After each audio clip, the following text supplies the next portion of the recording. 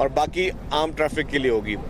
ये जैसे ही bridge complete हो जाएगी तो हम जो एक्चुअल जाम सादिक ब्रिज थी पुरानी, उसको डिसमेंटल करके वहाँ पे भी इसी नौयत की, इसी तरीके की नई ब्रिज बनाने जा रहे हैं। ये येलो लाइन BRT का कॉरिडोर जो है, इस पर अभी डेपोज पे भी काम चल रहा है और जब इंशाल्लाह ताला जब ये रेडी हो जाएगा, उस रेडी होने के बाद कराची के शहरियों के लिए ये बहुत ही स्टेट ऑफ द आर्ट ये प्रोजेक्ट बनेगा जो उनकी ट्रांसपोर्ट की सहूलियात को बेहतर तरीके से हल करेगा।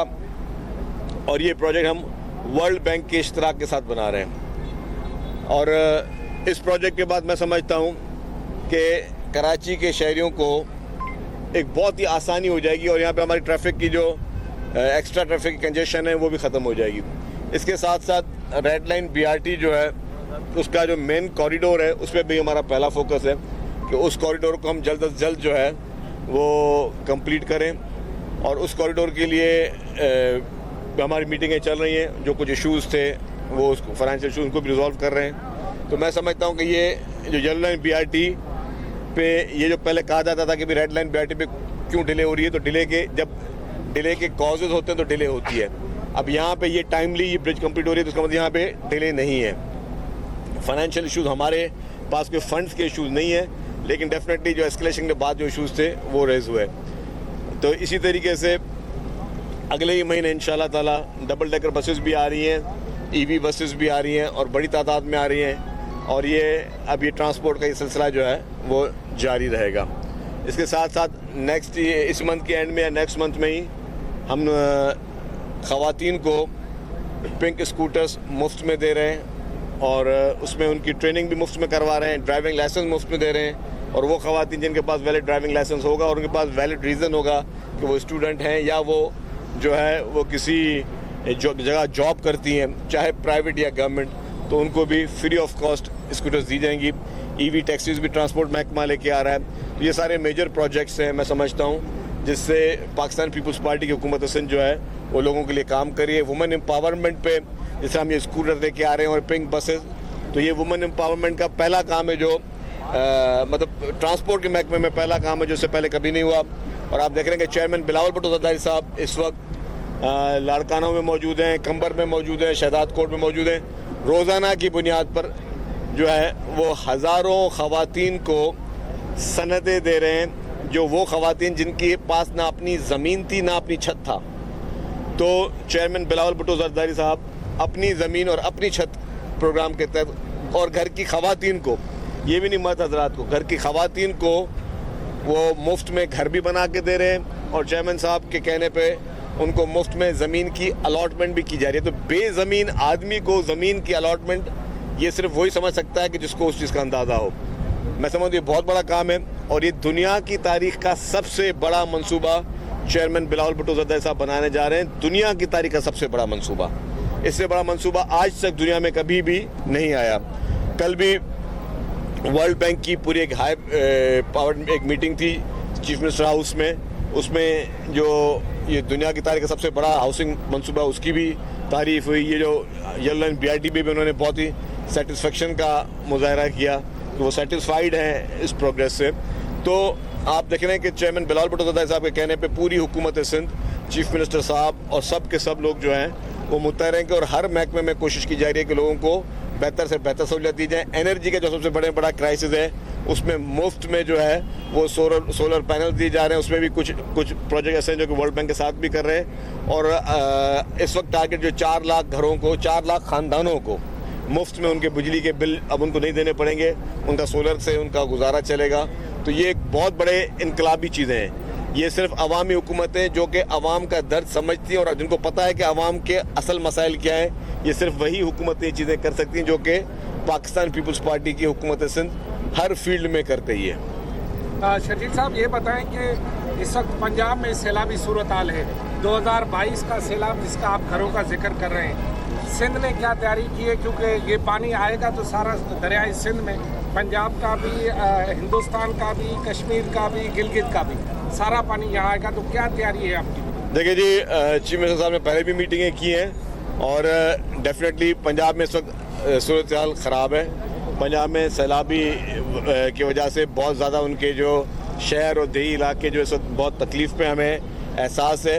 पंजाब हुकूमत को किसी भी किस्म की कोई कॉपरेशन चाहिए तो हुकूमत सिंध हाजिर है। हुकूमत सिंध पहले जब खैबर पख्तूनख्वा में और गिलगित बल्तिस्तान में हुआ तब भी हुकूमत सिंध वहाँ पे आपने देखा कि हुकूमत सिंध की तरफ से वहाँ पे हमारे रिहेबिलिटेशन मिनिस्टर्स वहाँ गए, वहाँ पे इमदाद भेजे। अभी भी पंजाब को कोई भी हेल्प चाहिए किसी भी किस्म की सैलाबी उस सूरत निपटने के लिए तो सिंध हुकूमत बिल्कुल मौजूद है। सिंध हुकूमत ने माजी में भी बहुत बड़े चैलेंजेस किए। अभी भी आपने कहा अगर ये पानी सिंध में आया तो डेफिनेटली माजी में भी बहुत 2010 में 2011 में फिर बाद में भी जो 2022 में जो भी तूफ़ानी बारिशें भी सिंध ने देखी हैं, तूफ़ानी सैलाब भी देखे हैं। तो अल्लाह ना करे यहाँ सूरत हाल हो, लेकिन अगर इस तरह की सूरत हाल है जो कि थोड़े बहुत असरात नज़र आ रहे हैं तो we are very much prepared.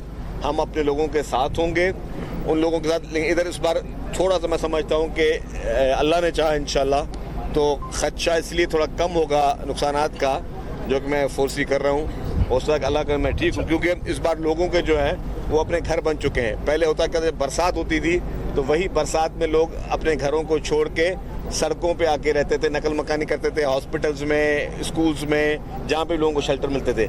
अब लोगों को काफ़ी हद तक जो है 8 लाख से ज़्यादा जो है घर वो जो हैं वो उन लोगों की छतें जो हैं वो बन चुकी हैं जो कि 21 लाख का टारगेट है।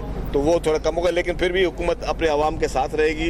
हुकूमत एक पैर पे खड़े होकर भी जो है वो अपने आवाम के लिए काम करती रहेगी और मुश्किल वक्त में खुदा न खासा कोई सूरत हाल हुई तो हम उसको जो है वो लोग नहीं छोड़ेंगे। लेकिन मुझे एक चीज़ अजीब लगी कि जिस तरह कराची में बरसातों पे जब हुई जो कि एक नेचुरल बरसात कराची में थी और 3-4 घंटे 5-6 घंटे के लिए ज़्यादा लोग उनको बहुत ज़्यादा तकलीफ का सामना करना पड़ा, हमें उसका पूरा एहसास भी है क्योंकि वो जो नेचुरल डैम में पानी जाना था। लेकिन कुछ मीडिया हाउसेस ने बाकायदा स्पेशल कैंपेनें चलाई जो है कराची की बरसात पे।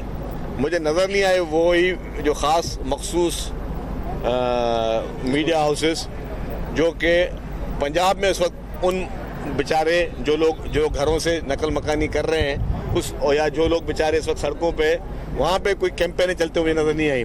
जिस तरह सिंध हुकूमत के ख़िलाफ़ बाकायदा चंद एक पार्टी से ताल्लुक़ रखने वाले मीडिया हाउसेस जिस तरह वो कैंपेन चला रहे थे उसी पार्टी से ताल्लुक़ रखने वाले वो मीडिया हाउस को मैंने देखा कि अभी पंजाब की बरसात में उनको नज़र नहीं आ रही थी। तो या तो इसका यह एहसास है कि उनको जो सिंध के लोगों की सूरत हाल थी बरसात के बाद उनको ज़्यादा एहसास सिंध के लोगों का था। पंजाब में लोग बेचारे जो कि इस वक्त बरसाती और सैलाब की वजह से जो नकल मकानी कर रहे हैं या बेघर हो गए उनका उनको एहसास नहीं है। तो मैं ये शिकायतन करूँगा कि मैं नहीं चाहता कि किसी के भी खिलाफ कैंपेन हो। पंजाब में भी जो हो रहा है मैं पंजाब गवर्नमेंट को बिल्कुल उस पर ब्लेम नहीं करूँगा। बिल्कुल मैं एक वाज़ेह बात करूँ क्योंकि वहाँ पे एक नेचुरल डिज़ास्टर होते हैं। जब इस तरह की चीज़ें होती हैं तो हुकूमतों को फेस करना होता है। इसी तरीके से कराची में 200-250 मिलीमीटर बारिश अगर 1-1.5 घंटे में हुई तो उसमें हुकूमतों को ब्लेम नहीं करना चाहिए। उसमें सोचना चाहिए कि जी यहाँ पे सूरत हाल ये ऐसी है कि जी यहाँ पे टाइम लगेगा पानी निकलने के लिए, लेकिन इंतज़ामिया मौजूद है। लेकिन जो लोग यहाँ पे कैंपेनें चलाते हैं जो ख़ास मीडिया हाउसेस चंद पार्टी से ताल्लुक़ रखने वाले, तो मैं समझता हूँ कि उनको ये चीज़ें बैलेंस करके देखना है। अच्छा चर्चिल साहब ये बता दें कि कल सुना है कि प्रेसिडेंट साहब के साथ सीएम साहब और आप सीनियर वज़रा की कोई तवील नशस्त हुई है। मुख्तलिफ कयास आराइयाँ जो है इस हवाले से कही जा रही है कि कैबिनेट में चेंजिंग हो रही है और दूसरा इसके साथ ये भी बता दें कि नए सूबों का मामला भी बड़ा गर्म करके जो है उठाया जा रहा है। तो ये आपका प्रेसिडेंट साहब के साथ क्या मामला हैं? कोई काबीना की तब्दीलियाँ, कुछ और इशूज़ हैं, क्या मामला हैं? देखिए जी, काबीना की तब्दीली चीफ मिनिस्टर साहब का स्वाबदीद इख्तियार है और जब वो चाहेंगे तब्दीली करेंगे। और काबीना की तब्दीली जो है कोई बुरी भी नहीं है, जब भी होनी चाहिए। हमेशा बेहतरी गुंजाइश होती है और लोगों को मौका दिया जाता है और ऑप्शन चेंज किए जाते हैं, उसमें कोई बुरी बात नहीं, जब भी होनी होगी। प्रेसिडेंट साहब के पास जो मीटिंग थी उसमें डेफिनेटली जो आइंदा सैलाबी सूरत हाल हैं या बाकी जो इशूज़ हैं उस पर बातचीत हुई। और प्रेसिडेंट साहब चाहते हैं कि मुल्क में अफाम तफहीम का माहौल हो, मुल्क में सब मिलकर आगे चलें। पाकिस्तान की बात वो ज़्यादा सोचते हैं, पाकिस्तान के लिए प्रेसिडेंट साहब ज़्यादा फ़िक्रमंद होते हैं। उनकी सोच वो एक मुल्क के सदर मुमलिकत हैं और सदर साहब जो है पाकिस्तान की सालमियत के बारे में, पाकिस्तान की खुशहाली के लिए हमेशा जो है वो एक्टिव रहे और हमेशा पाकिस्तान की बात की। जहाँ तक आपने बात नए सूबों की तो देखें जी, ये शोशे लोग छोड़ते हैं। आइन पाकिस्तान जो है बहुत वाज़ेह है। आइन पाकिस्तान में है कि अगर किसी ने कोई नया सूबा बनाना है तो उस सूबे की असम्बली ने पहले पास करना है। तो सिंध असम्बली तो मुझे नहीं लगता कि कभी ज़िंदगी भर इसको पास करेगी। मैं आईनी बात कर रहा हूँ, मैं कानूनी बात करता हूँ। सिंध असम्बली कभी भी इसको पास नहीं करेगी, और ख़ास तौर पे जब तक पाकिस्तान पीपल्स पार्टी का एक मेंबर भी असम्बली में मौजूद है तो सिंध असम्बली कभी भी इसको पास नहीं करेगी। ये वाज़ेह मौक़िफ़ है मेरा, और बाकी आइन से बढ़कर तो कोई भी नहीं है। साहब ये बताइएगा कि हमारे साथ ही जो है शाहराह भुट्टो बनी है, सोशल मीडिया पे बहुत अफवाहें आ रही कि भुट्टो तबाह होगी, कंस्ट्रक्शन सही नहीं हुई है, इसमें कितनी सदाकत है? और इसके साथ साथ ये जो साथ नदी में एक और पुल बन रहा है, इस पर कितना टाइम लगेगा? देखिए, कोरंगी कॉस्बे की आप बात कर रहे हैं, जो सामने बन रहा है, देखें उसमें भी बड़ा तेज़ी से काम चल रहा है। जहाँ तक आपने बात की शाहराह भुट्टो की, मैंने देखा एक, फिर अगेन मैं कहूँगा, एक पार्टी से मुंसलिक एक टीवी चैनल, एक जमात से मुंसलिक एक टीवी चैनल, वो आज भी दिखा रहा था उसकी रिपोर्ट शाहराह भुट्टो के कि भाई कि यहाँ पे कोई मसला है। लेकिन शाहराह भुट्टो का जो ट्रैक पब्लिक के लिए खोला गया उसमें कोई प्रॉब्लम नहीं है। शाहराह भुट्टो का वो ट्रैक जहाँ पे अभी कंप्लीट होना है, जिसने दिसंबर में होना है, वहाँ पे अगर VATR के इश्यूज अभी हैं तो ड्यूरिंग कंस्ट्रक्शन और ड्यूरिंग बारिश ये चीज़ आती हैं। आप क्वालिटी ऑफ शाहराह भुट्टो जाके देख लें, कहीं से सॉइल टेस्ट करवा लें उसका, कहीं से उसके मटेरियल का टेस्ट करा लें, कहीं पे कोई कमी कोता है तो बताएं तो हम उसको देख भी लें। एक और आपको दूसरी बात बताऊँ, मिसाल के तौर पर खुदा न खास्ता आज और भी ख़राब हालत हो जाए शाहराह भुट्टो की, तो हुकूमत सिंध ने नहीं पैसे भरने। ये पब्लिक प्राइवेट पार्टनरशिप का प्रोजेक्ट है। पब्लिक प्राइवेट पार्टनरशिप में जो भी आपका फर्म है, कंस्ट्रक्शन फर्म, उसने 25 साल तक या 30 साल तक, मुझे एग्जैक्ट याद नहीं, 25 साल का उनका है कंसेशन एग्रीमेंट, 25 साल तक उसकी मेंटेनेंस उनकी जिम्मेदारी है। तो मिसाल के तौर पर अगर कोई ब्रिज में या उस पर अगर कोई कुछ ख़राब भी हो जाए तो ठीक उससे करना है, तो हुकूमत के एक्स चक्कर से कोई पैसे नहीं जा रहे, वो उसी की जिम्मेदारी में आ रही है बात। तो ये मैं वादे कर लूँ, लेकिन फिर मैंने कहा ना कि कुछ लोग एक सोची समझी प्लानिंग के तहत जो वो कैंपेन चला रहे हैं पीपल्स पार्टी की सिंध हुकूमत के, वो मैंने कहा कि कुछ चैनल्स हैं जिनका वाबस्तगी है कुछ सियासी, तो उस हिसाब से वो चला रहे, तो मैं उनको भी कुछ नहीं कर के हवाले से बोर्ड जो है वो कायम कर दिया गया का जो मंसूबा है यूनिवर्सिटी रोड से गुजरता है, बारिश के दौरान जो मुतबादिल सड़कें बनाई गई थी, जो डेवलप हो गई थी, वो दोबारा टूट का शिकार हो गई है। अब वहाँ से गुजरना शहरियों के लिए मुसीबत बना हुआ है, जिस्मानी। मैंने आपको बात को कह दी ना। आखिर ये मंसूबा मुकम्मल होगा क्या? कोई डेडलाइन तो बताइए। देखिए जी, मैं भाई देखिए मैं आपको बताऊँ, इस पर मैं 1 घंटा बात कर सकता हूँ, और आप लोग आ जाओ, मैं आपको ब्रीफिंग दे देता हूँ, उस पर ज़्यादा बेहतर होगा। उसमें इशूज़ हैं। जब ये मैं मिनिस्टर नहीं था, जब ये टेंडर इसके हुए थे ना, तब उसका रेट थे कम, तब डॉलर का रेट था 160 रुपये, तब सरिये का रेट और स्टील रेट कम थे, अब रेट उसके हो गए बढ़ गए। जो रिसेशन पूरे पाकिस्तान में, तो पूरे पाकिस्तान के सारे प्रोजेक्ट्स के बढ़ गए, तो यहाँ पे भी बढ़ गए। अब ज़रा अभी रेट बढ़े तो उनके क्लेम्स है कॉन्ट्रैक्टर्स के, अब कॉन्ट्रैक्टर के क्लेम है, कॉन्ट्रैक्टर क्लेमों को हम आंख बंद के भर नहीं सकते। हमने उसके लिए वेरिफिकेशन के प्रोसेस बनाए, उसके लिए हमारी चीज़ें कुछ डिस्प्यूट बोर्ड्स हैं उसमें हल हो रही हैं, कुछ अगर आर्बिट्रेशन में हल होंगी तो आर्बिट्रेशन में, क्योंकि गवर्नमेंट के एक्सचेकर के पैसे हैं, उठा के नहीं सकते। ये नहीं है कि जी हमारे पास पैसे नहीं है, पैसे सरकार के पास पड़े हुए हैं, लेकिन पैसा एक पैसा सरकार खर्च करने से पहले उसका पूरी एक ड्यू डिलीजेंस के प्रोसेस करना चाहती है। एक ये बात। दूसरे इशूज़ क्या थे वहाँ पे जी, KWSSIP की एक लाइन आनी है 2.7 किलोमीटर की। अब आप चाहते हैं कि मैं आज ये बना दूं, कल को अगर मैं ये खोदना पड़ जाए कि दोबारा खोदो, यहाँ पे पाइप डालना है, तो आपको क्या फील होगा?